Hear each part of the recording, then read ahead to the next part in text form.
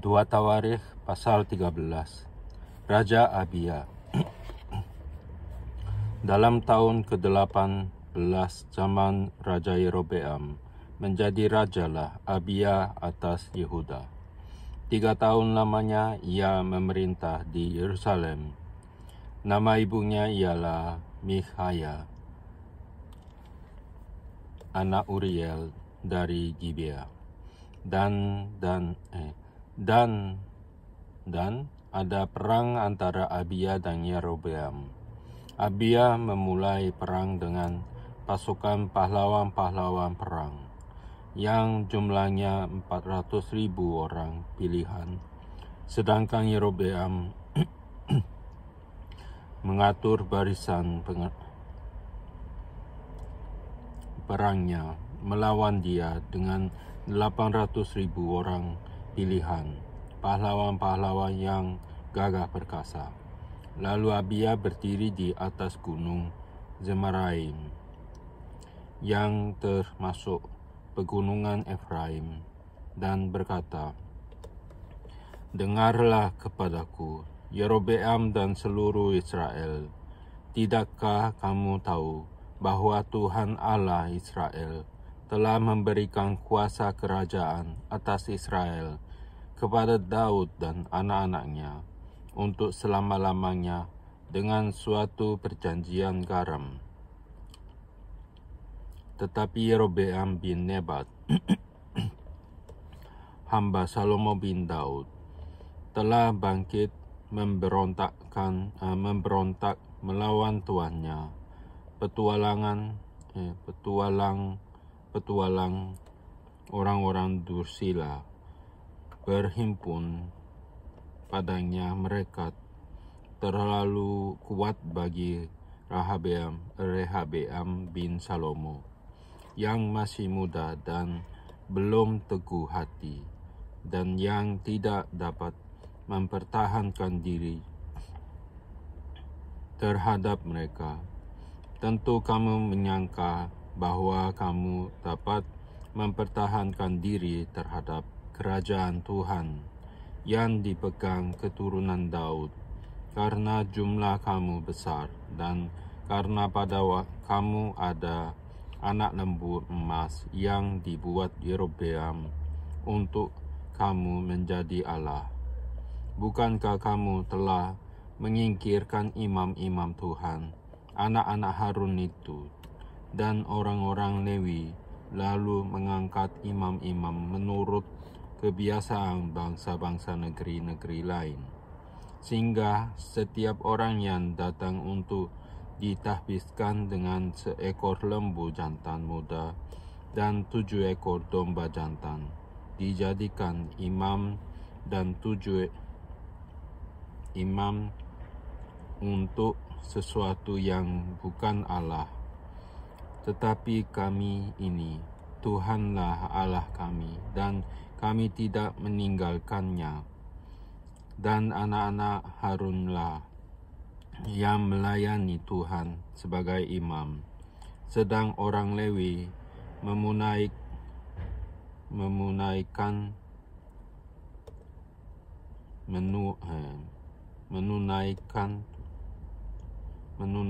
tugasnya, yakni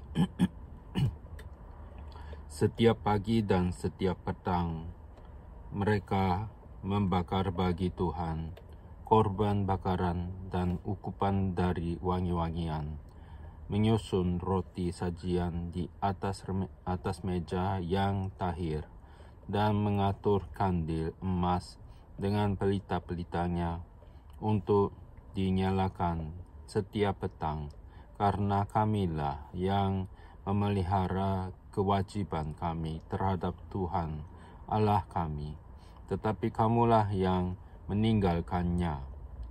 Lihatlah, pada pihak kami Allah yang memimpin, sedang imam-imamnya siap meniup tanda serangan terhadap kamu dengan nafiri isyarat-isyarat. Hai orang Israel, jangan kamu berperang melawan Tuhan Allah nenek moyangmu, karena kamu tidak akan beruntung. Tetapi Yerobeam mengirim suatu pasukan penghadang yang harus membuat gerakan keliling supaya sampai di belakang mereka, sehingga induk pasukannya berada di depan Yehuda dan pasukan-pasukan penghadang di belakang mereka. Ketika Yehuda menoleh ke belakang, lihatlah mereka harus menghadapi pertempuran dari depan dan dari belakang. Mereka berteriak kepada Tuhan, sedang para imam meniup nafiri dan orang-orang Yehuda memekikkan pekik perang. Pada saat orang-orang Yehuda itu memekikkan pekik perang, Allah memukul kalah Yerobeam dan segenap orang Israel oleh Abia dan Yehuda. Orang Israel lari dari depan Yehuda, tetapi Allah menyerahkan mereka ke dalam tangan Yehuda. Abia dengan laskarnya mendatangkan kekalahan yang besar kepada mereka. Dari orang Israel mati terbunuh 500.000 orang pilihan. Demikianlah orang Israel ditundukkan pada waktu itu. Sedang orang Yehuda menjadi kokoh karena mereka mengandalkan diri kepada Tuhan, Allah nenek moyang mereka. Abia mengejar Yerobeam dan merebut daripadanya beberapa kota, yakni Betel dengan segala anak kotanya, Yesana dengan segala anak kotanya, dan Efron dengan segala anak kotanya. Tak pernah lagi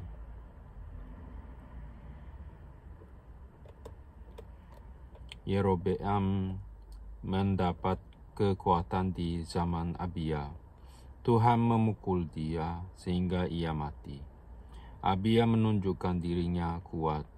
Ia mengambil 14 istri dan memperanakkan 22 anak laki-laki dan 16 anak perempuan.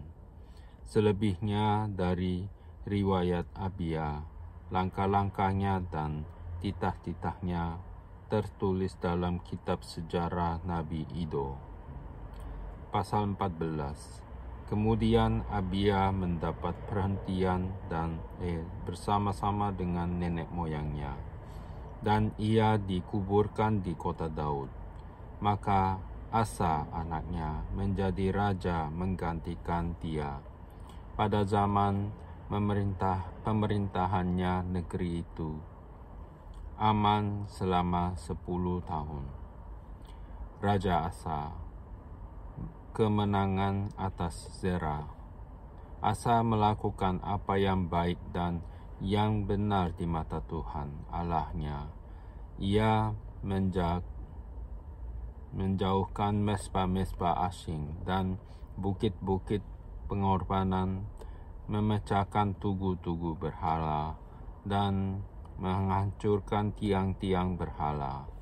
Ia memerintahkan orang Yehuda supaya mereka mencari Tuhan Allah nenek moyang mereka dan mematuhi hukum dan perintah. Ia menjauhkan bukit-bukit pengorbanan dan pedupaan dari segala kota di Yehuda. Dan kerajaan pun aman di bawah pemerintahannya, karena negeri itu aman dan tidak ada yang memeranginya di tahun-tahun itu. Ia dapat membangun kota-kota benteng di Yehuda. Tuhan telah mengaruniakan keamanan kepadanya. Katanya kepada orang Yehuda, marilah kita memperkuat kota-kota ini dan mengelilinginya dengan tembok beserta menara-menaranya, pintu-pintunya, dan palang-palangnya. Negeri ini masih dalam tangan kita, karena kita mencari Tuhan, Allah kita, dan Ia mencari kita, serta mengaruniakan keamanan kepada kita di segala penjuru. Maka mereka melaksanakan pembangunan itu dengan berhasil. Pasukan-pasukan Asa yang dari Yehuda, jumlahnya 300.000 orang, yang membawa perisai besar dan tombak, dan yang dari Benyamin, jumlahnya 280.000 orang, yang membawa perisai kecil sebagai pemana. Mereka semua pahlawan-pahlawan yang gagah perkasa. Zerah, orang Ethiopia itu, maju berperang melawan mereka dengan tentara sebanyak 1.000.000 orang dan 300 kereta. Ia sampai ke Maresa, lalu Asa maju menghadapinya. Mereka mengatur barisan perangnya di lembah Zefata, dekat Maresa. Kemudian Asa berseru kepada Tuhan Allahnya, "Ya Tuhan, selain daripada Engkau, tidak ada yang dapat menolong yang lemah terhadap yang kuat. Tolonglah kami, ya Tuhan, Allah kami, karena kepadamu-lah kami bersandar, dan dengan nama kami maju melawan. Dengan namamu kami maju melawan pasukan yang besar jumlahnya ini. Ya Tuhan, Engkau Allah kami. Jangan biarkan seorang manusia mempunyai kekuatan untuk melawan Engkau." Dan Tuhan memukul kalah orang-orang Ethiopia itu di hadapan Asa dan Yehuda. Orang-orang Ethiopia itu lari, lalu dikejar oleh Asa dan laskarnya sampai ke Gerar. Dari orang-orang Ethiopia itu amat banyak yang tewas, sehingga tidak ada yang tinggal hidup, karena mereka hancur di hadapan Tuhan dan tentaranya. Orang-orang Yehuda memperoleh jarahan yang sangat besar. Mereka mengalahkan semua kota di sekeliling Gerar, karena ketakutan yang dari Tuhan menimpa penduduknya. Mereka menjarahi semua kota itu, karena jarahan yang besar terdapat di situ. Tenda-tenda pemilik ternak pun direbut mereka, dan banyak kambing, domba, dan unta diangkutnya sebagai jarahan. Lalu mereka kembali ke Yerusalem. Pasal 15, Pembaharuan oleh Asa. Azaria bin Oded dihinggapi roh Allah. Ia pergi menemui Asa dan berkata kepadanya, "Dengarlah kepadaku, Asa dan seluruh Yehuda dan Benyamin. Tuhan beserta dengan kamu, bila mana kamu beserta dengan Dia. Bila mana kamu mencarinya, Ia berkenan ditemui olehmu. Tetapi bila mana kamu meninggalkannya, kamu akan ditinggalkannya. Lama sekali Israel tanpa Allah yang besar, tanpa ajaran dan pada imam dan tanpa hukum. Tetapi dalam kesesakan mereka berbalik kepada Tuhan, Allah orang Israel. Mereka mencarinya dan Ia berkenan ditemui oleh mereka.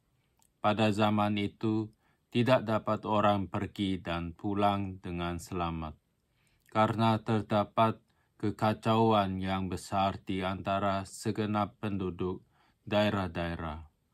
Bangsa menghancurkan bangsa, kota menghancurkan kota, karena Allah mengacaukan mereka dengan berbagai-bagai kesesakan. Tetapi kamu ini, kuatkanlah hatimu, jangan lemah semangatmu, karena ada upah bagi usahamu. Ketika Asa mendengar perkataan nubuat yang diucapkan oleh Nabi Azaria bin Oded itu, ia menguatkan hatinya dan menyingkirkan dewa-dewa kejijikan dari seluruh tanah Yehuda dan Benyamin dan dari kota-kota yang direbutnya di pegunungan Efraim. Ia membaharui mezbah Tuhan yang ada di depan balai bait suci Tuhan. Ia mengumpulkan seluruh Yehuda dan Benyamin dan orang-orang Efraim, Manasye dan Simeon yang tinggal di antara mereka sebagai orang asing.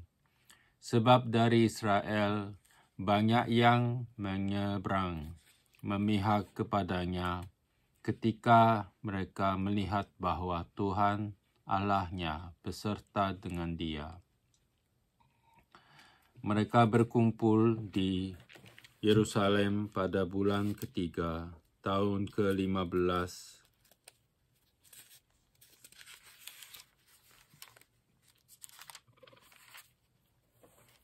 dari pemerintahan Asa. Pada hari itu, mereka mempersembahkan kepada Tuhan 700 lembu sapi dan 7.000 kambing domba dari jarahan yang mereka bawa pulang.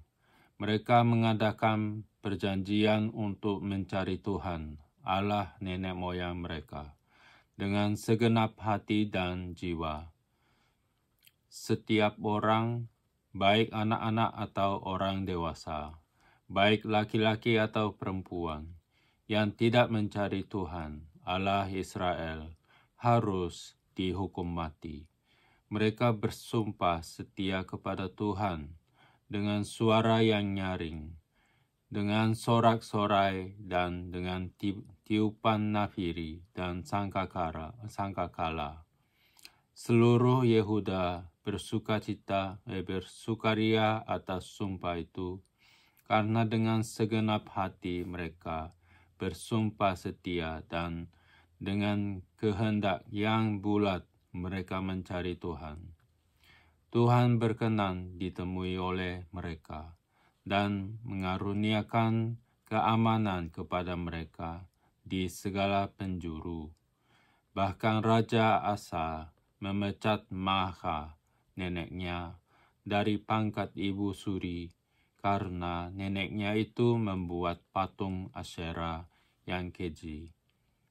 Asa merobohkan patung yang keji itu, menumbukkannya sampai halus dan membakarnya di lembah Kidron. Sekalipun bukit-bukit pengorbanan tidak dijauhkan dari Israel, namun hati Asa tulus ikhlas sepanjang sembahan kudus ayahnya dan persembahan-persembahan kudusnya sendiri ke rumah Allah, yakni emas dan perak serta barang-barang lain. Tidak ada perang sampai pada tahun ke-35 pemerintahan Asa.